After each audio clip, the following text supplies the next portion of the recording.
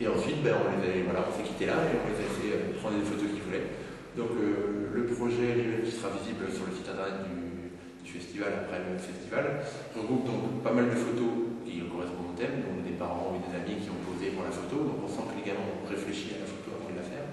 Et puis il y a aussi des choses comme ça, c'est-à-dire des choses qui ne correspondent pas trop au projet, mais qui sont marrantes quand même et qu'on a rajouté, parce que de toute façon travailler avec des gamins, ça veut dire travailler dans assez instable, on ne sait pas trop à quoi s'attendre. Et si on n'avait pas inclus cette notion-là, ça n'aurait pas vraiment été un projet pédagogique, c'est pour leur apprendre des choses et pour qu'eux-mêmes apportent leur évidence là-dessus. Donc là, on a une otarie, des zoos d'Abdéville, un lama et un chien qui fait n'importe quoi. En plus des photos qui sont dans le thème. Voilà, l'exposition aux photos va durer encore une semaine après le festival. Donc tous les enfants vont pouvoir venir parce qu'ils n'ont pas tous pu venir ce week-end. Et ben, après, l'idée, c'est qu'on va donner toutes les photos au centre aéré qui va les afficher ils vont les afficher dans leurs locaux. Et ben, la présidente du centre aéré m'a même demandé d'organiser d'autres projets comme ça à l'avenir, même en dehors de l'association. Donc c'est une chose à laquelle je vais réfléchir par moi-même, parce que visiblement, tout le monde en était content. Voilà. Donc, dans le cadre du festival Décalage immédiat, j'ai présenté dans la Tour Châle, où on se trouve actuellement, une série de 5 photographies qui s'intitule RIM. Et par rapport à la thématique du festival, j'ai voulu mettre ah, là, je sais plus. Tu feras une coupure. Donc cette série de photographies représente une ligne d'horizon.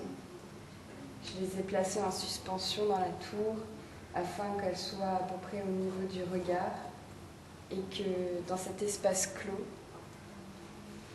en regardant tout simplement les images, on laisse l'imaginaire s'évader et on se retrouve finalement dans un autre espace qui est en extérieur et qui s'étend à l'infini. Donc c'était vraiment là-dedans que se situait le décalage. Donc dans ces images, on voit une jeune fille déambuler dans un même cadre et de cette déambulation se crée une sorte d'intemporalité presque poétique qui est soutenue par les couleurs qui sont douces et l'effet du vent dans l'orge, l'effet des nuages aussi qui passent. C'est ce que j'expliquais, une sorte de recueillement par la promenade de ce personnage qui lui aussi d'une certaine manière s'évade dans son esprit mais aussi libère son corps dans l'espace qui l'entoure.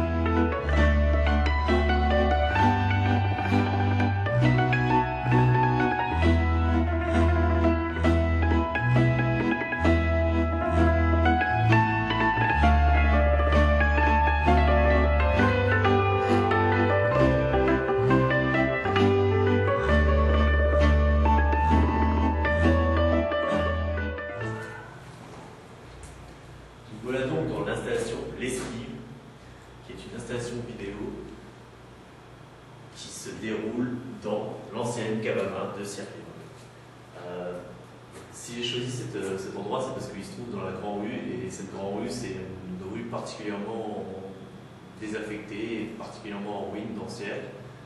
Et donc en fait l'idée c'est de projeter ces comptes à rebours que vous pouvez voir, les projeter et chaque compte à rebours matérialise la ruine d'un des bâtiments de cette rue.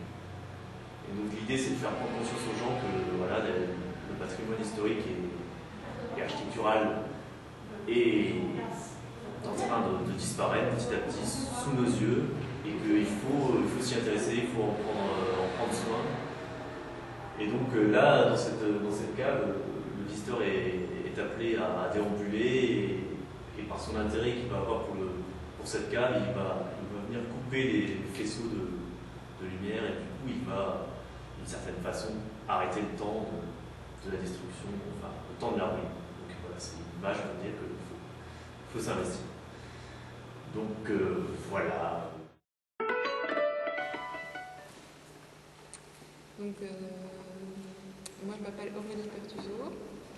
Et moi c'est Anne Moirier.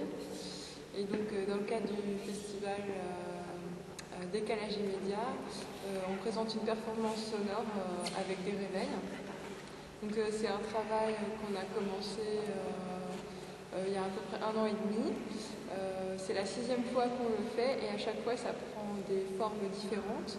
Là c'est la forme sous forme de performance et l'autre forme la plus qu'on utilise de temps en temps aussi, c'est l'installation.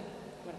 Donc en fait, on a commencé ça à Besançon pour le festival musique de rue, où on travaillait avec les habitants. Et le principe était de mettre les réveils au bord des fenêtres, et donc de créer un parcours sonore dans une rue. Et en fait, les gens, à la fin, ils arrivaient dans une cour où il y avait une trentaine de réveils qui sonnaient. Et c'est à partir de cette installation qu'on a voulu travailler sur la superposition des sonneries des réveils ensemble pour créer une sorte de symphonie. D'où cette forme de performance dans une église, en fait, pour avoir vraiment une attention sur le son pendant 10 minutes. Et donc, cette forme d'installation, c'est celle qu'on a fait, par exemple, à Metz, au Jardin botanique.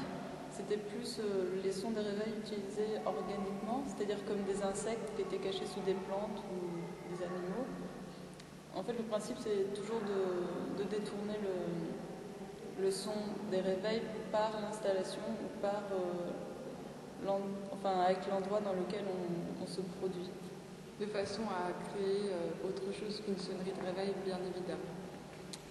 Donc après, on va vouloir travailler avec d'autres bruits nuisibles, des bruits désagréables. Par exemple, les prochains projets, donc déjà avec les réveils, on va les mettre on va essayer de s'installer dans une forêt. Et ensuite, on a des projets aussi avec des bruits d'auto. En utilisant les sons des autoroutes, en fait, on aimerait utiliser.